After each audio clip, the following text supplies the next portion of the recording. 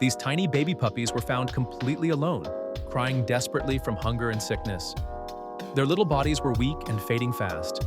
Kind rescuers rushed in, wrapped them in warmth, and began the emotional journey of bottle feeding them every few hours.